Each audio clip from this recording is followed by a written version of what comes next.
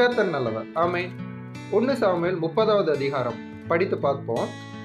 இங்கே தாவீதுக்கு ஒரு நெருக்கம் ஏற்படுகிறது. எவ்விதமான நெருக்கம் அப்படின்னா, தனக்கு உண்டான உடைமைகள் எல்லாவற்றையும் எதிரிகள் சுதந்திரித்து கொண்டு போயிடுறாங்க.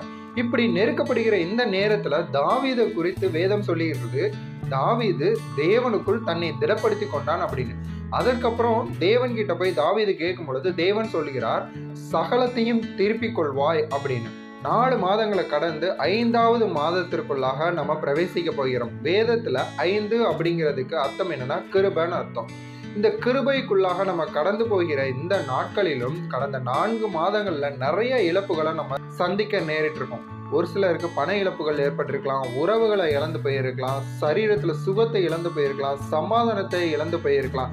இப்படிப்பட்ட நேரத்துல ஒரு நெருக்கமான சூழ்நிலையை நீங்க ஃபேஸ் பண்ணி இருக்கலாம். எப்படி தாவீது தன்னுடைய நெருக்கத்துல கர்த்தருக்குள் திடப்படுத்தி கொண்டானோ, அதே போல நீங்களும் தேவனுக்குள்ளாக உங்களை திடப்படுத்தி கொண்டு தேவனுடைய சமூகத்துல தேவன் கிட்ட கேளுங்க. தேவன் உங்களுக்கு அனுகிரகம் பண்ணுவார், கிருபை அளிக்கிறவராய் இருக்கிறார்.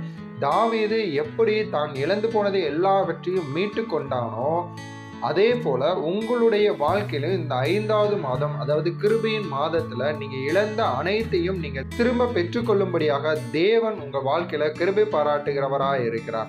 வார்த்தையை விசுவாசிங்க. யோபு தனக்கு உண்டான எல்லாவற்றையும் இழந்து போனான். அப்படி இருந்தும் தேவன் மீண்டுமாய் இழந்த எல்லாவற்றையும் 2 மடங்காக திருப்பி தந்தார் அப்படின்னு வேதத்துல வாசிக்கிறோம்ல. அப்படி திரும்ப கொடுத்த எல்லாமும் பழையதை விட மிகவும் மகிமையானதா இருந்துச்சுன்னு வேதம் சொல்லப்பட்டிருக்கிறது.